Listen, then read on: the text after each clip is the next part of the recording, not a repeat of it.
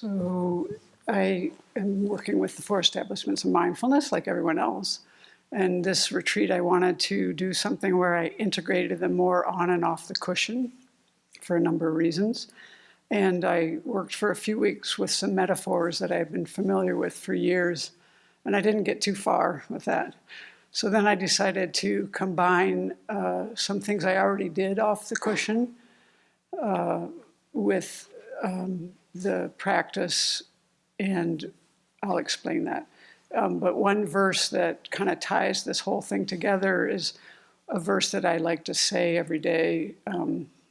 Usually I'm not on the cushion, but I have a time in the day where I always bring this to mind. And it's from our reflection from the 8 verses of thought transformation, where it says, with the thought of attaining awakening for the benefit or welfare of all sentient beings who are more precious than a wish-fulfilling jewel, I will constantly practice holding them dear. And I like to think of that as I do this reflection. So in the Satipatthana Sutta, they have this, what some people call the refrain, that when they go through practices related to the body, the feeling, mind, and phenomena, there's this refrain. And it says, with regards to the body, it says, in regard to the body, one abides contemplating the body internally, or in regard to the body, one abides contemplating the body externally, or in regard to the body, one abides contemplating the body internally and externally. And so I've been focusing on this external contemplation, and which can be done on or off the cushion. And then so I looked into a little bit to try to understand that. And Bhikkhu Bodhi and others explain that when you're doing the internal contemplation, it's personal. You're looking at your own breath or, your feelings or whatever.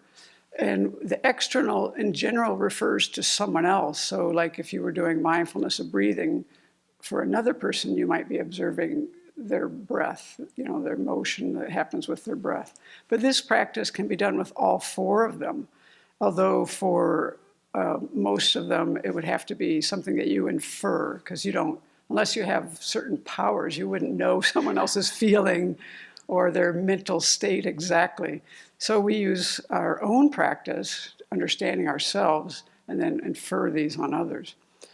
And then Bhikkhu Analayo mentions that there's, in the sutra itself, they don't really explain this. There's no further explanation. But there are some things in the canon, the Abhidharma and early commentaries, but not much. But what they do have was interesting to me. Pretty much mentioned that the internal referred to ourselves, external was phenomena related to other human beings, although personally I can expand that to a little broader, I think. And also mentioned that the proper practice of Satipatthana does include a awareness of the subjective experience of others. And also a special point was made in the Vibhanga that you can use external application of mindfulness just as much as internal application of mindfulness to gain realizations. And it also can be used, developed as an awakening factor. That's in the connected discourses. So there's ways that this practice can be quite beneficial to us.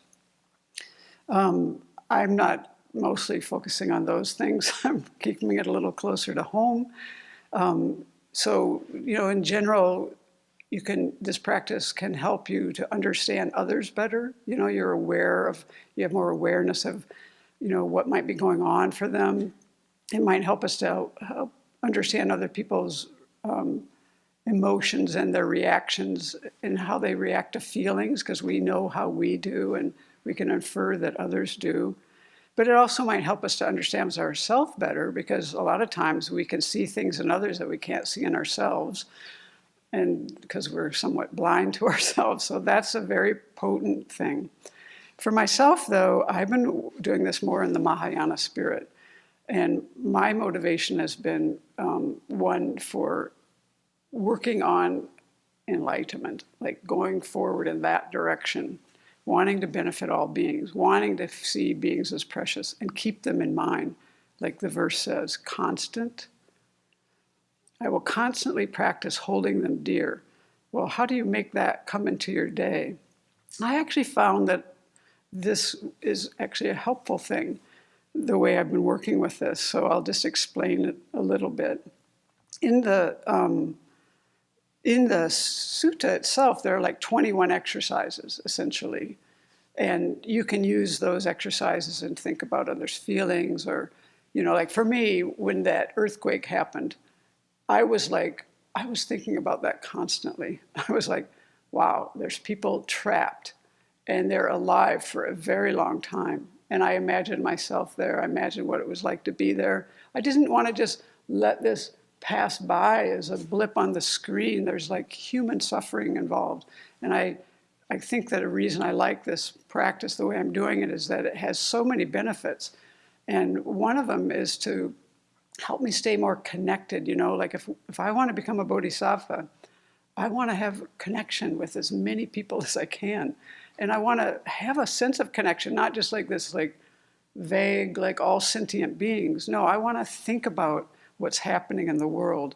And this is how I use this practice. And the way I do it personally is I use the lyrics of a song that I became aware of in the 1990s and came to mind during these last weeks because Burt Bacharach passed away. And he actually wrote this song, which I didn't know. When I was listening to this song in the 1990s and early 2000s before I moved here, I only was aware that Laura Nyro had recorded it. And I actually thought she had written it, but he wrote it, and it was first probably performed by Dionne Warwick and Barbra Streisand. And so these three people have recorded it. It was never a hit. He had 10 hits in 1 year. This song was never a hit. But this song, I think, is a very good way to put this practice. These words, these lyrics are a very good way to put this into practice. So I'll just read the lyrics for you, and you'll see what I mean. It reminds me of a practice that you've talked about when you go to sleep at night, remembering that children someplace don't have a warm bed to go in. And so it says, when the sun is warm where you are, and it's comfortable and safe where you are, well, it's not exactly that way all over. And somewhere in the world, someone is cold. Be aware. And while you're feeling young, someone is old. Be aware. And while your stomach's full, somewhere in this world, someone is hungry. When we have so much, should anyone be hungry? When there's laughter all around me and my family and friends surround me, if I seem to be forgetful, remind me that somewhere in the world, someone is weak. Be aware. And while you speak your mind, someone can't speak. Be aware. While your children sleep, somewhere in this world, a child is homeless. When we have so much, should any child be homeless? No, not even one child. Be aware. And so while I'm doing my daily activities, I can be eating something, I can be putting on my clothes, I can be feeling cold, I can be feeling warm, and just in that moment I can say to myself, be aware. And it will bring back this whole thing, like the things I want to keep in mind. And it sobers my mind, which is for me generally a good thing. It makes me more, it helps me to stay more focused on what's important in my life. And then that brings my life more meaning. It helps me not just have things in the news cycle just kind of come and go, and I don't think about them again because I'm so caught up with my own life. It definitely is helpful with compassion and having a sense of genuine concern. And what made me kind of think about this was when Brittany Griner was in the Russian prison. I bought one of these We Are BG, and I put it on my purse so I would think of her every day. And I was also somewhat confined at that time, and this was actually very good for my mind. And then I decided to expand this out, and I started to think about Paul Whelan and other people who are incarcerated for any reason, really, or in solitary for long periods of time, or just anyone. And so I think that we are BG. We are. all precious. We are, everyone is precious. The animals are precious. The earth is precious.